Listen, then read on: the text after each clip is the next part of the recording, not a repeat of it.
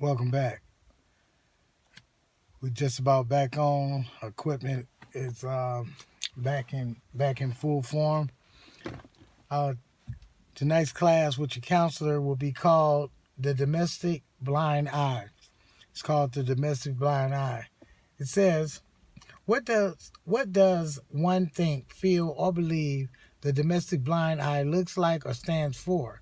Most people believe the blind I stands for a physical ailment or a physical disability impairing someone's ability to see.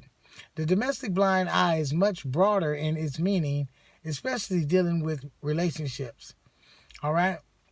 Um, the domestic blind eye can have some people avoiding all warning signs and blocking any negative negativity when it comes to getting involved in intimate or non-intimate relationships. Ask yourself questions, right?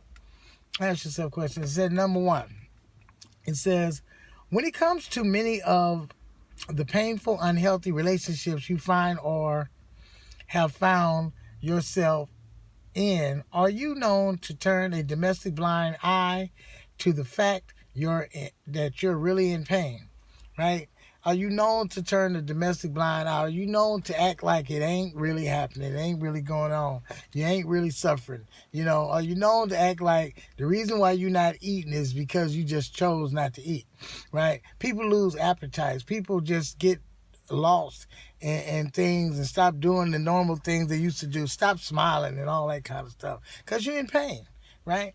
All right. Number two, stop and think about the abusive home and the abusive environment you grew up in as a child.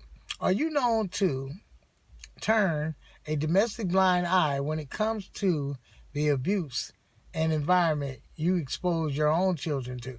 I mean, like, mom and them was doing some stuff, grandma and them was doing some stuff, auntie and uncle was doing some stuff, but, like, are you known to pretend like it ain't going on? You know, many people do. Many of us do because we're in denial.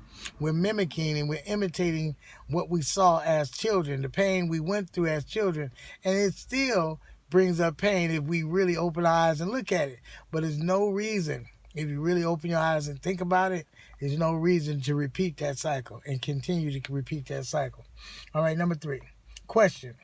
When you're on a job, in your own home, around your friends, or involved in a relationship where you or someone is causing harm or hurt, are you known to one, stop and take a stand, two, speak up and get involved, or three, turn a domestic blind eye to everything that's happening around you? You know, I mean, what are you to do? What position are you known to play? And would you want somebody else to play that same position if you were in danger? If you were being molested or attacked or something like that, would you want everybody to just walk away? Is the question. All right. Number four. When it comes to you or a relationship partner having an emotional breakdown, is it you or the partner you're with, the one who's known to show a domestic blind eye when it comes to having empathy for the person you're with, right? Sometimes it's just like we just can't be there for somebody. Somebody's mama done died. Somebody's daddy done died. Something terrible that's happened in the family. Somebody's gotten ill, caught diabetes, whatever, right? And they're going through a traumatic time. Your partner is going through a traumatic time. And sometimes we can find ourselves being totally insensitive, totally uncaring, right? Because it'd be like, they need to get over it. Quit crying, all that kind of stuff. Ugh, I hate when you act like that. And that's not the right thing to do when you love somebody. All right. Number five. Are you known to live with domestic blind? Are you known to live with domestic blind eyes or blinders when it comes to knowing your purpose in life and the direction you're going?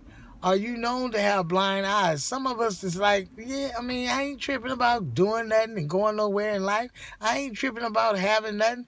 I ain't tripping about my life being about a purpose, right? You know, so many of us just got them blinders on. We like, look, if I'm gonna do something, I'm gonna do it tomorrow. Today, like, forget today. I got tomorrow. And one day you wake up like myself and many others, and you say, I'm over 50 years old. And I've been still living like I was living when I was 15, 16. And now I'm grown as hell. And I ain't found that purpose because I kept saying tomorrow. All right. Number 6. Do you believe if you or someone is in a relationship and they are being abused, that they should turn a domestic blind eye and not tell anyone that the abuse is taking place? Do you believe that if a woman is getting beat down, a woman got her little baby teeth knocked out at the bottom, you believe if a man is just soul blinded or whatever, and he might be a little cat, and he got this big old woman, and they abusing them, and each person can be getting abused, do you believe that they shouldn't tell nobody what's going on behind closed doors? Do you believe that these sisters shouldn't tell their brothers, right, that this maniac is doing what he's doing? Do you believe she should just wait and just deal with it and let him kill her or something, right? And don't tell nobody. What do you believe? Hopefully you believe something different, right? All right. It says number 7. When it comes to taking responsibility for your own life and over the life of your children and standing up for the position you're in with your partner,